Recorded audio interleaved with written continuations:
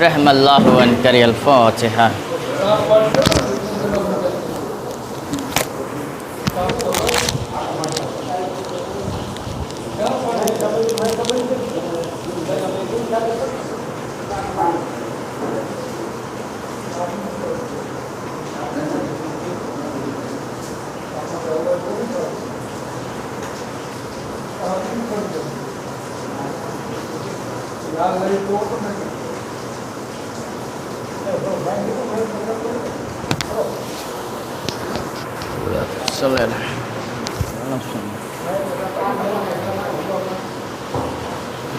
لا حول ولا قوة إلا بالله العلي العظيم.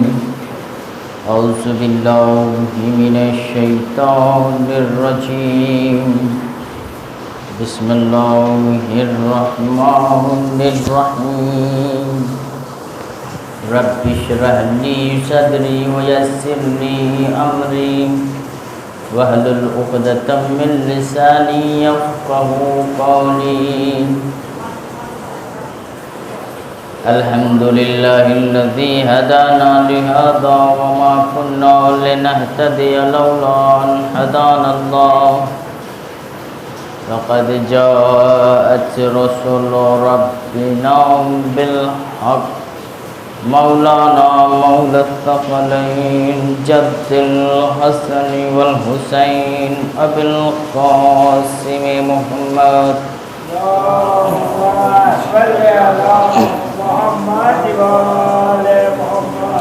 وأهل بيته الطيبين الطاهرين المعصومين المظلومين ولعنة الله على القوم الظالمين. أما بعد فقد قال الله تعالى في قرآن مجيد. بسم الله الرحمن الرحيم. من كان يرجو لقاء ربه فليعمل عملا صالحا. صلوات بر محمد وعلى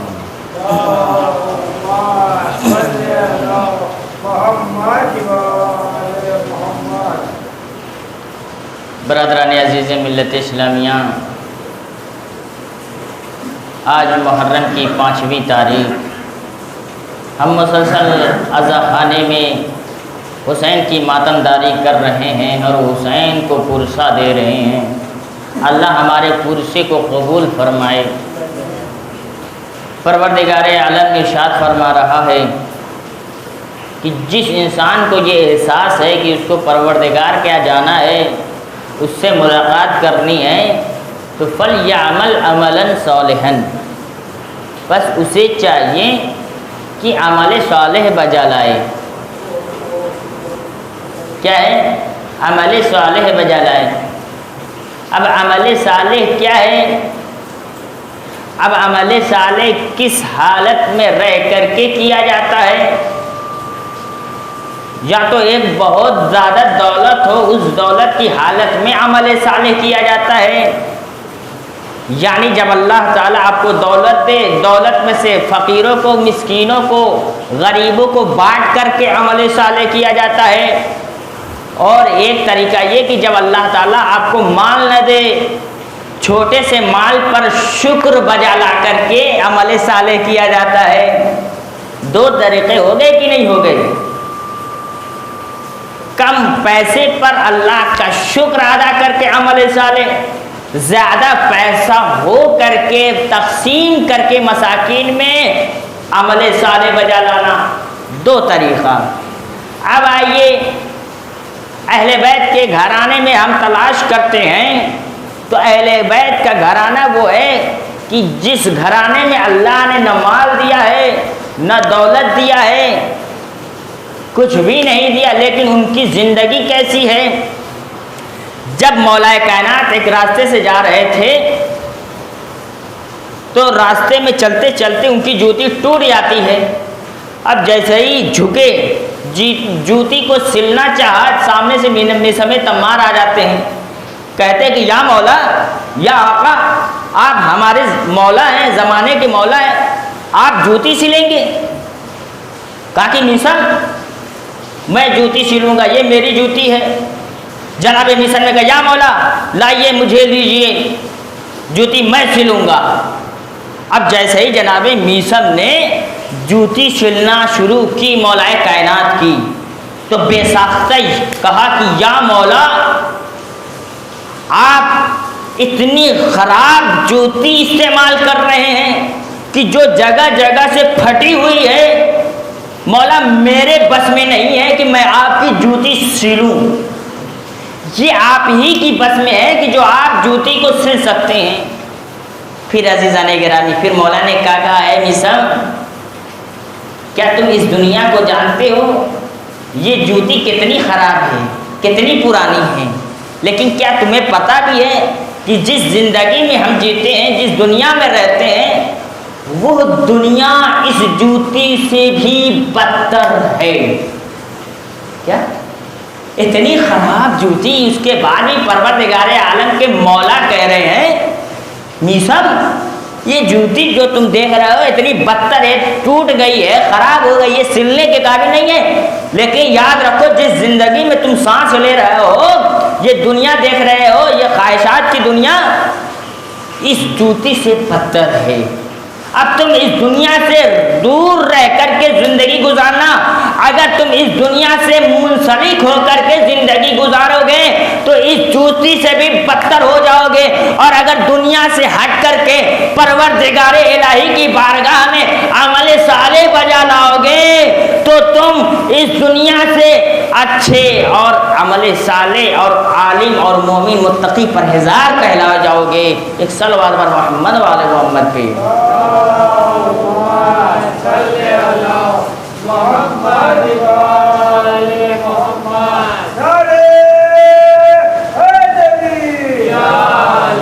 غور کیا دیدان گرامی، ہمیں دنیا میں آنا ہے صرف پروردگار الہی کی عبادت کرنے، نہ کہ اس دنیا میں اپنے آپ کو اس طرح کھو دینا کہ نماز بھول جائیں، روزہ بھول جائیں، حج بھول جائیں، زکوٰۃ بھول جائیں۔ نہیں عزیزان گرامی، دنیا ایک سواری ہے، اس پہ سوار ہو کر کے اللہ کی جانب چلنا ہے۔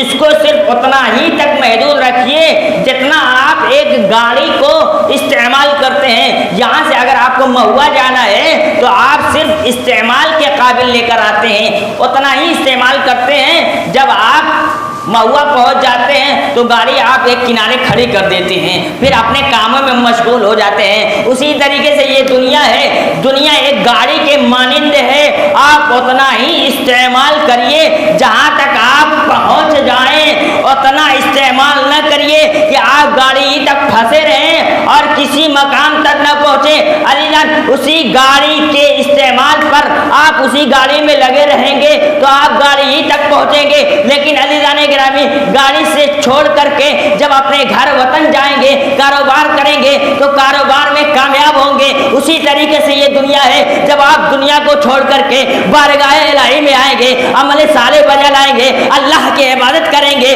تو عزیزان گرامی پروردگار عالم آپ کو نکال کر کے عالم علیین پر لے کر جائے گا، اور عالم علیین وہ جگہ ہے جو جنت کا مقام ہے، جہاں اہل بیت رہتے ہیں، جہاں انبیاء رہتے ہیں، جہاں شہداء رہتے ہیں۔ وہاں پر آپ کو لے جا کر کے آپ کو کھڑا کرے گا، یہ دیکھو میرا بندہ ہے، یہ دیکھو میرا بندہ ہے، یہ دیکھو میرا مومن بندہ ہے، اسے پہچانو، اس نے دنیا میں رہ کر کے دنیا کے ساتھ نہیں جیا بلکہ میرے ساتھ جیا ہے۔ ایک صلوات بر محمد والے محمد۔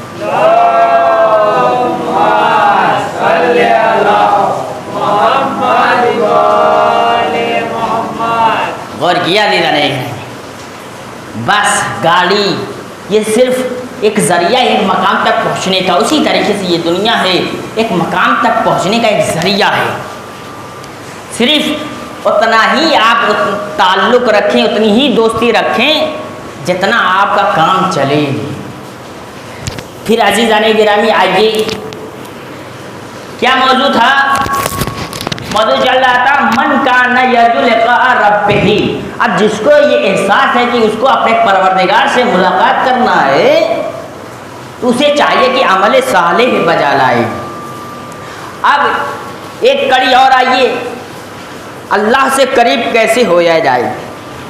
اللہ سے قریب کیسے ہوں گے؟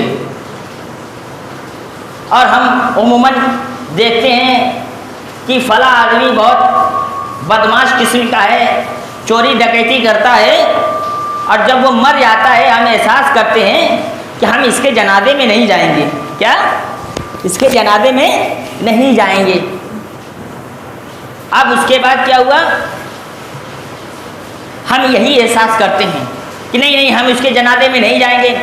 اب سنیے کہ اللہ نے کیوں تاکید کی گئی ہے کہ جب تم کسی کا نماز جنازہ پڑھاؤ تو کہو انا لا نعلم منہ الا خیرا، پروردگارا ہم اس کے خیر کے علاوہ کچھ جانتے ہی نہیں ہیں۔ کیا ہے؟ کیسا بھی شخص ہو، لیکن کہا کہ جب اسلام کے اوپر مرے تو کہو انا لا نعلم منہ الا خیرا، ہم کچھ جانتے ہی نہیں ہیں سوائے خیر کے، سوائے اچھائی کے۔ اب آئیے، ایک شخص کی موت ہو جاتی ہے، اب دیکھیے اللہ سے قریب ہونے کا ایک ذریعہ ہے، کیسے اللہ سے ہم قریب ہوئیں۔ بہت بدماش تھا، ڈاکو تھا، چور تھا، ہر وہ فعل اس کے اندر پائے جاتے تھے جو خراب تھے۔ اب انتقال ہوا، اب اس کا باپ آئے عالم دین کے پاس، کہا اے عالم دین اس کی نماز جنازہ پڑھا دو۔ عالم دین کہا بھائی ہم نماز جنازہ نہیں پڑھائیں گے، ہمیں جو صدر صاحب ہے، سیکریٹری صاحب ہے، ہمیں روکیں گے، ہمیں منع کریں گے، بھائی اس کی نماز جنازہ نہیں پڑھانا، یہ ہمارے اہل کا نہیں ہے، یہ بہت بدنام ہے، اگر آپ اس کی نماز جنازہ پڑھائیں گے تو آپ بھی بدنام ہو جائیں گے۔ اب آئیے عزیزان گرامی، نماز جنازہ کو لے کر کے آیا ایک صحرا میں۔ اب صحرا میں آیا، دیکھا کہ ایک عابد ہے، ایک بندہ جو اللہ کی عبادت میں مشغول ہے اور کسی کام میں مشغول ہے۔ اب وہ جنازہ لے کر آیا اس عابد کے پاس، اس متقی کے پاس۔ کیا؟ متقی کے پاس۔ اب کہا کہ بھائی دیکھو میں لاوارث ہوں، میرا بندہ اتنا گنہگار ہے کہ کوئی نماز جنازہ نہیں پڑھا رہا ہے، آپ میری جنازہ پڑھا دیجیے۔ اب وہ متقی تو تھا لیکن اتنا پڑھا لکھا نہیں تھا۔ اب جیسے ہی جنازہ رکھا، بھائی میں پڑھا نہیں سکتا، میں تو متقی ہوں لیکن پڑھا لکھا نہیں ہوں، نماز جنازہ نہیں پڑھا سکتا۔ اب کہا کہ بھیا کچھ بھی پڑھ دو، چاہے بسم اللہ پڑھ دو یا جو سورہ آتی ہے وہ سورہ پڑھ دو۔ اب وہ سورہ پڑھا اور بسم اللہ پڑھا اور اس نے دفن کر دیا۔ کیا؟ اس میت کو دفن کر دیا۔ اب عزیزان گرامی سنیے، جب وہ عالم دین رات کو سوئے، اس کے خواب میں آتا ہے وہ شخص، کیا دیکھتا ہے کہ وہ لذیذ کھانے کھا رہا ہے، عیش و عشرت کے ساتھ جی رہا ہے، اللہ نے مطہرہ بیوی دیے ہوئے ہیں۔ کیا؟ اب دیکھا کہ یہ تو جنت میں عیش کر رہا ہے، اور پھر وہ بیدار ہوا، صدر کو بلایا کہ بھائی ہم نے جس کی جنازہ نہیں پڑھائی آج وہ عیش و عشرت کے ساتھ رہ رہا ہے، آخر ماجرا کیا ہے؟ پھر بعد میں پتہ چلا کہ وہ عابد جو متقی تھا اس کی قبر پہ، اس کی جنازہ پہ بسم اللہ پڑھا تھا یا کچھ سورہ پڑھے تھیں۔ اب اس عابد کو بلایا گیا کہ بھیا آخر ماجرا کیا ہے؟ کہ ہم نے خواب دیکھا کہ وہ بندہ جو گنہگار تھا، ڈاکو تھا، چور تھا، وہ اتنی اچھی زندگی کیسے گزار رہا ہے، تو نے کیا کیا اس کے جنازے پر؟ اب اس نے کہا بھائی میں نے تو کچھ نہیں کیا، لیکن جب دیکھا کہ اس جنازے کا کوئی وارث نہیں ہے، کوئی نماز جنازہ پڑھانے والا نہیں ہے، تو مجھے ترس آیا، رحم آیا، اور میں رات کی تاریکی میں اس کے قبر پہ گیا اور کچھ سورہ پڑھی اور ایک دعا کی کہ پروردگار عالم اس کا کوئی وارث نہیں ہے، اس کا کوئی نماز جنازے پڑھانے والا نہیں تھا، بس میں اتنا جانتا ہوں کہ تو بہت رحمان الرحیم ہے۔ عزیزان گرامی، پروردگار عالم صرف بہانہ ڈھونڈتا ہے کسی کو معاف کرنے کا۔ اب غور کیجئے، بس میں نے اتنا دعا کی پروردگار عالم میرے پاس ایک اونٹ ہے، اگر تو کہے میں اونٹ کو تیری راہ میں قربان کر کے غریبوں کو بانٹ دوں، تو اب اللہ کو پیش آیا اور کہا کہ اچھا تو میری راہ میں اونٹ بانٹنا چاہتا ہے، اب جس اونٹ کو میں نے پیدا کیا اور میں نے تم کو پیدا کیا، میں نے اتنے بڑی کائنات کو پیدا کیا اور اتنی بڑی قدرت کا مالک ہوں، جب تم اتنے چھوٹے انسان، اتنے چھوٹے بندے ہو کر کے ایک اونٹنی اللہ کی راہ میں بانٹنے کے لیے تیار ہو، تو میں کیوں کر اس بندے کے گناہ کو معاف کرنے کے لیے کیوں نہ تیار ہوں۔ غور کیا دیدانے گرامی، تو پروردگار عالم نے ایک بہانہ تلاش کیا کہ کون ہے اس بندے کی مغفرت کرے۔ عزیزان گرامی، گنہگار ہے، بندہ ہے، یہ نہ احساس کریں کہ یہ بندہ جہنم میں جائے گا، بلکہ احساس کریں کسی نہ کسی وجہ سے اللہ تعالیٰ اس کی مغفرت کر چکا ہے۔ اللہ تعالیٰ حساب کا مالک ہے، اسی لیے ہمیں گمان کرنا چاہیے کہ جو بھی بندہ اس دنیا سے جا رہا ہے وہ اچھی حالت میں جا رہا ہے۔ ایک صلوات اور محمد و آل محمد۔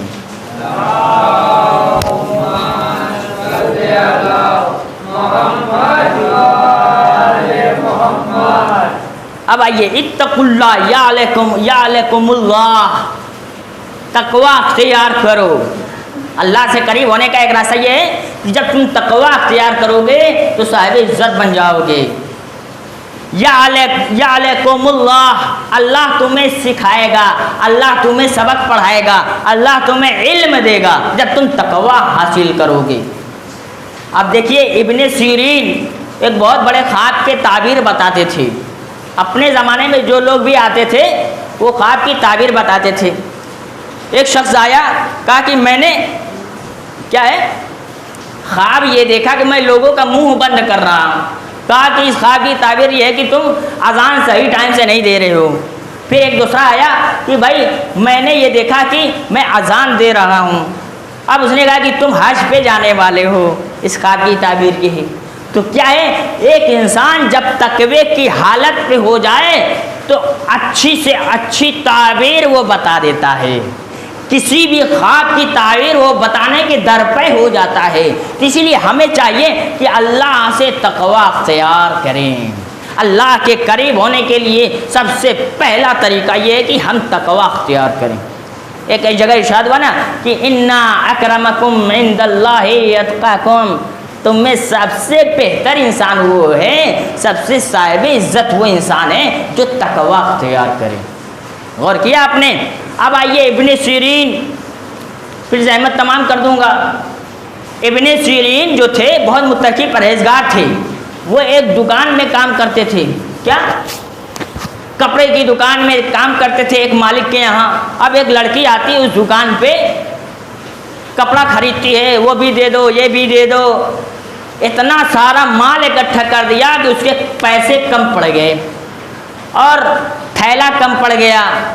اب اس نے مالک سے کہا کہ اس بندے کو، غور سے سنیے، اس بندے کو کہیے کہ میری گاڑی پہ مال کو لا دے اور میرے گھر پہنچا دے۔ کیا ہے؟ اس مال کو، اس کپڑے کو میرے گھر پہنچا دے۔ اب جیسے ہی ابن سیرین اس گاڑی پہ بیٹھے اور جو ہے سارے کپڑوں کو اس کے گھر پہنچایا۔ اب جیسے ہی ابن سیرین اس کے گھر پہنچے تو اندر سے تالا لگا دیا۔ اب سیرین سے کہا لڑکی نے کہ اب تم کیسے بھاگو گے، تم بھاگ کر دکھاؤ۔ سیرین نے کہا بھائی میں نے کیا کیا؟ کیا تو نے کچھ نہیں کیا، لیکن میں جب بھی تمہیں دیکھتی ہوں تو ایسا محسوس ہوتا ہے کہ اس سے اچھا بندہ اس دنیا میں کوئی ہے ہی نہیں۔ دیکھیے تقوی کا معیار کیا ہوتا ہے عزیزان، اس سے تم سے اچھا کوئی دنیا میں ہے ہی نہیں، اس لیے میں تم سے عشق کر بیٹھی۔ کیا میں تم سے عشق کر بیٹھی. اب تم جب تالا کھول کر کے دروازہ کھول کر کے بھاگو گے تو میں شور مچاؤں گی کہ یہ بندہ غلط آدمی ہے, چوری کرنے آیا تھا, تمہیں کسی تہمت میں لگا کے الزام لگا دوں گا, اب تمہیں پولیس پکڑ کر لے کر جیل میں بند کر دے گی. اب وہ ڈر گیا, خوف ہو گئے, بھائی اگر میں متقی انسان, میں عالم انسان, اگر میں بدنام ہو گیا تو میرا سر جو ہے جھک جائے گا. اب عزیزان گرامی دیکھیے تقویٰ کیا ہوتا ہے. اب روم میں بند کر دیا لڑکی اور ابن سیرین. اب وہ متقی پرہیزگار تھے, ہوشیار تھے, جانکار تھے. اب اس نے کہا کہ ایسا تھوڑا ٹھہرو, مجھے واش روم ہونے دو. اب جیسے ہی واش روم گئے, پہلے زمانے میں ویسا واش روم نہیں ہوتا تھا جو آج کے زمانے میں ہوتا ہے. گندگیاں رکھی پڑی ہوتی تھی یا کچھ ایسی گندگی وہاں پہ رکھی تھی. اب وہ واش روم میں اپنے آپ کو بند کر لیا. غور سے سنیے عزیزان گرامی, واش روم میں بند کر لیا اور اس کے بعد وہ جو گندگی دوسروں کی رکھی ہوئی تھی اپنے چہرے پہ, بدن پہ مل لیا. عزیزان گرامی تقویٰ دیکھیے, مل لیا. اور اس کے بعد واش روم سے باہر آتا ہے, لڑکی کیا دیکھتی ہے, اللہ توبہ استغفر اللہ, یہ تم نے کیا کیا, استغفر اللہ یہ تم نے کیا کیا, جاؤ میرے گھر سے جلدی بھاگو, میں تمہاری بدبو برداشت نہیں کر سکتی. اب عزیزان گرامی اب جیسے ہی اس کے گھر سے نکلے تو ایک نالا بہتا ہوا جا رہا تھا. اب اس نالے میں چھلانگ لگائی اور کہا پروردگارا چند لمحے کی بدبو مجھے برداشت ہے, لیکن آخرت کے جو جہنم جلتے ہوئے شعلے مجھے برداشت نہیں ہیں. کیا کہہ رہے ہیں عزیزان گرامی, اگر چند لمحے کی جو بدبو اگر وہ متقی ابن سیرین برداشت نہ کر سا, وہ زنا کے قابل ہو جاتا, وہ گناہ کرنے پہ در پہ ہو جاتا. پھر اس کے بعد اللہ اس کو کیا کہتا, تم زنا کار ہو, کیا ہے. اب اس کے بدلے میں اللہ عذاب دیتا, کہا پروردگارا میں نے کچھ لمحے کے لیے بدبو برداشت کر لی تیری خاطر, مجھے خوف ہے کہ اس بدبو سے کہیں زیادہ اللہ کا عذاب سخت ہے جو ہمیشہ ہمیشہ کے لیے تو نے مقرر کر رکھا ہے. صلوات بر محمد و آل محمد.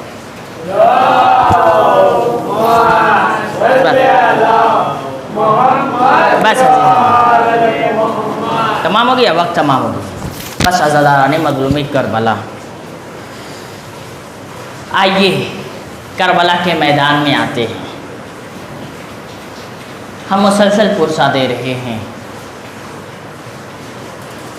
کبھی جناب مسلم کے بچوں کا, کبھی مسلم ابن عقیل کا, کبھی اونو محمد کا, کبھی فاطمہ زہرا کا, کبھی علی علیہ السلام کا.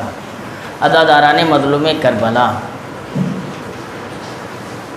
آئیے امام حسین علیہ السلام نے کیا دیکھا.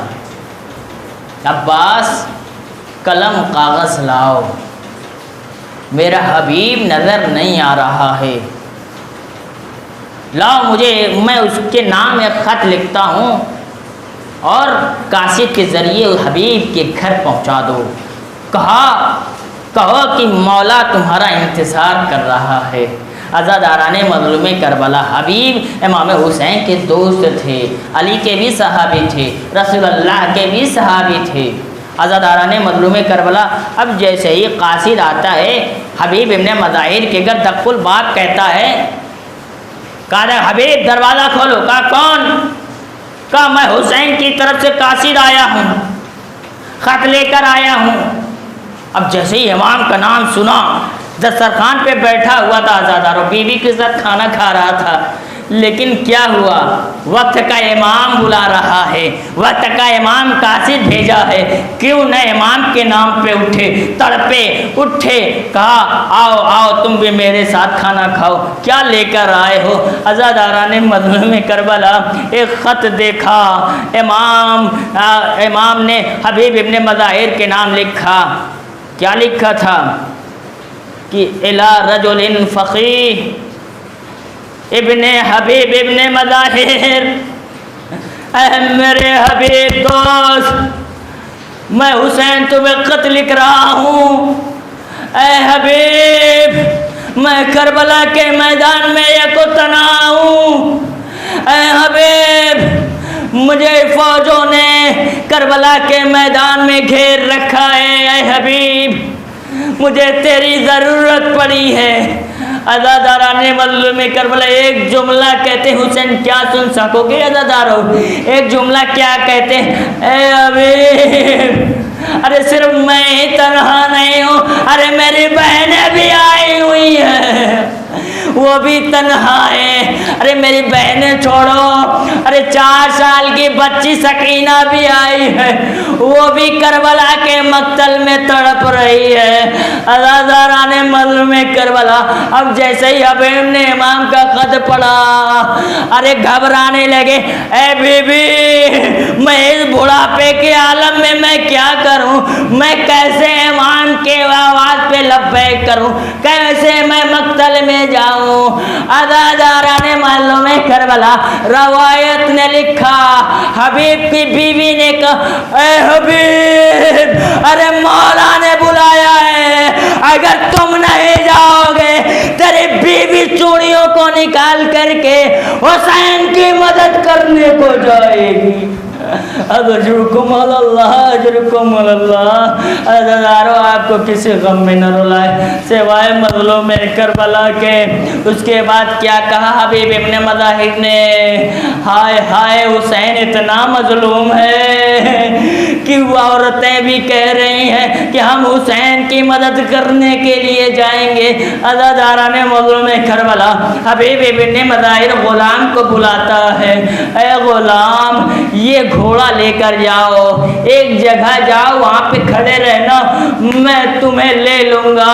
عزاداران مظلوم کربلا اس کے بعد گھوڑا لے کر جاتا ہے، ایک غلام ایک جگہ پہ کھڑا ہو جاتا ہے، انتظار کرتا ہے، حبیب نظر نہیں آ رہے ہیں، گھوڑے سے تڑپ کر کہتا ہے، اے ذوالجنا اے گھوڑے ارے حبیب نہیں آ رہے ہیں، اگر حبیب نہیں جائیں گے میں تیرے پشت پر بیٹھ کر کے حسین کی مدد کرنے کے لیے جاؤں گا۔ عزاداران مظلوم کربلا اس کے بعد اچانک کیا ہوا، دیکھا کہ حبیب ابن مظاہر آ گئے ہیں، کہتا ہے غلام تو نے حسین کی محبت کا اظہار کیا ہے، جاؤ میں تمہیں آزاد کرتا ہوں۔ حسین کے حبیب ابن مظاہر کے قدموں پہ غلام گر جاتا ہے، اے آقا اور جب حسین کی مدد کرنے کی ضرورت پڑی آپ مجھے اجازت دے، آپ مجھے آزاد کر رہے ہیں، اے آقا میں بھی آپ کے ساتھ ساتھ حسین کی مدد کرنے کے لیے جاؤں گا۔ عزاداران مظلوم کربلا روایت نے لکھا، حبیب اور غلام ساتھ ساتھ کربلا کی جانب چلے، مقتل کی جانب چلے۔ عزادارو کیا ہوا؟ امام نے کیا دیکھا؟ ارے سامنے سے ایک گرد آسمان کی طرف اڑ رہی ہے، آواز دی عباس اکبر، اے میرے محمد، ارے میرے بچپن کا ساتھی حبیب ابن مظاہر آ رہا ہے، ارے استقبال کرو۔ عزادارو سب مل کر کہے اللہ اکبر اللہ اکبر، آئیے آئیے ہم آپ کا انتظار کر رہے تھے۔ عزاداران مظلوم کربلا اس کے بعد پس پردہ سے آواز آتی ہے، اے حبیب ابن مظاہر ارے زینب کا سلام قبول کریے۔ تڑپ کے کہتے اے آقا تیری بہنیں بھی کیا یہاں پہ مقتل میں یک و تنہا موجود ہیں۔ عزاداران مظلوم کربلا امام سے اجازت مانگی، اے مولا آپ مجھے جہاد کا حکم دیجئے، آپ اجازت دیجئے میں اللہ کی راہ پہ اپنی جان کو قربان کر دوں۔ عزادارو امام نے مظاہر کو حبیب ابن مظاہر کو اجازت دی، مقتل میں آئے۔ تاریخ نے لکھا ارے بڑھ بڑھ کر حملہ کیا، 80 افراد کو فنار کیا۔ عزادارو آواز آتی ہے ارے یہ حسین کے بچپن کا حبیب ابن مظاہر ہے۔ आज़ादारों, इसको अली ने जंग सिखाई है, ये ऐसे ही हार मानने वाला नहीं है, इसको धोखे से वार किया जाए। आज़ादारा ने मज़लूम करबला, आवाज़ आती है, ऐ सारे फौजे अशकिया सब इकट्ठा होकर हबीब पे हमला करो। आज़ादारों, उसके बाद जिसके हाथ में तीर था वो हबीब पे वार करने लगा, जिसके हाथ में पत्थर थे वो पत्थर से हबीब पे वार करने लगे। आज़ादारों, हबीब घोड़े पे संभल ना सके, ज़मीन से ज़मीन पे आए, अस्सलामु अलैका या अबा अब्दिल्लाह, ऐ आका मेरा आखिरी सलाम कबूल कीजिए। अब जैसे ही निदा सुनी, हुसैन दौड़ते दौड़ते मक्तल में आए, कहा ए हबीब, तुझे भी जालिमों ने नहीं छोड़ा, अपने जानों में बैठाया। हबीब, मैं बारगाह इलाही में दुआ करता हूँ कि परवरदिगारा तुम्हें जन्नत नसीब करे। मैं गवाही देता हूँ कि तू कुरान का मुहाफिज है। आज़ादारा ने मज़लूम करबला क्या सुन सकेंगे। इमाम हुसैन लाशों के लेकर गंजे शहीदा आते हैं। अब्बास क्या देखते हैं कि हुसैन डगमगा रहे हैं। अब्बास कहते हैं आका आप मुझे लाशे हबीब दीजिए। हुसैन ने कहा नहीं नहीं, मैं हबीब का लाशा नहीं दे सकता, अरे ये मेरे बचपन का दोस्त है। आज़ादारों, अब जैसे ही गंजे शहीदा के करीब पहुंचे, लाशे हबीब उठ नहीं रहा। अली अकबर देखते हैं, अरे बाबा मुझे हबीब का लाशा दे दो, आपसे उठ नहीं रहा। नहीं नहीं बेटा, ये मेरे बचपन का दोस्त है, मैं अपने हाथों से इसको गंजे शहीदा में दफन करूंगा। आज़ादारा ने मज़लूम करबला, बस एक रवायत सुन लीजिए। जब काफिला जा रहा था कूफे की जानिब, तमाम सरों को काट करके नेज़े पे बुलंद किया जाने लगा था। अब वो नेज़े पे बुलंद करके कूफे की जानिब लेकर गए। जैसे ही कूफे में पहुंचे, हबीब इब्ने मज़ाहिर का एक कासिम बेटा था जो करबला आया था, बच गया। अब जैसे ही कूफा पहुंचा, क्या देखा, मेरे बाबा का कटा हुआ सर नोके नेज़ा पे बुलंद है। घबराया, ए खोले मेरे बाबा का कटा हुआ सर दे दो। खोले ने कहा नहीं नहीं, मैं कटा हुआ सर नहीं दे सकता, अरे इसके इनामात मिलेंगे, शाम के दरबार में लाकर जाऊंगा, इसकी नुमाइश होगी, मुझे इनामात मिलेंगे। कासिम इब्ने हबीब ने क्या कहा, ए खोली अरे तुझे इनाम चाहिए, मैं तुझे इनाम देता हूँ, मुझे सरे बाबा दे दीजिए। आज़ादारा ने मज़लूम करबला, तारीख ने लिखा, खोले ने सर न दिया। कासिम ने 10 अफराद को लेकर के खोले के ऊपर हमला किया। सरे बाबा को लेकर आता है। अब जैसे ही सज्जाद के करीब पहुंचा, कहता हुआ पहुंचा कि अरे जिसका बाप का बेटा जवान मौजूद हो, अरे उसका सरनों के नेज़ा पे कैसे बुलंद हो सकता है।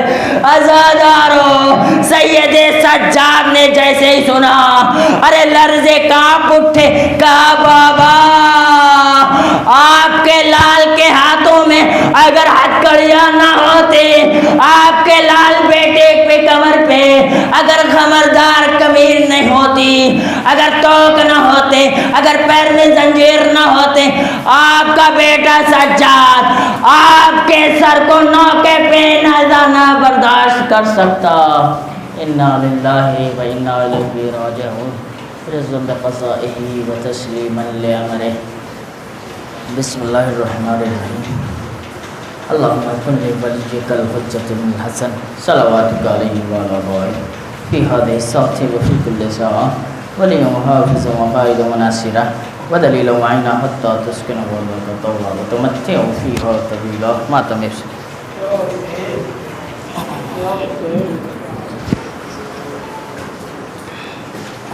अस्सलामु अलैका या अबा अब्दुल्लाह, अस्सलामु अलैका या इब्न रसूलिल्लाह, अस्सलामु अलैकुम व रहमतुल्लाहि व बरकातुहू, अस्सलामु अलैका या गरीबल गुरबा, अस्सलामु अलैका या मुईनद दुफ़ाइ वल फ़ुक़रा, السلام علیک یا شمس الشموس ایھا المدفون بعرض طوس السلام علیکم ورحمۃ اللہ وبرکاتہ السلام علیک یا صاحب العصر والزمان الامان والامان والامان السلام علیک یا فتنة الزمان السلام علیک یا امام الزمان هذا عجل اللہ تعالی فرجک ظہورک ورحمۃ اللہ وبرکاتہ صاحب السلام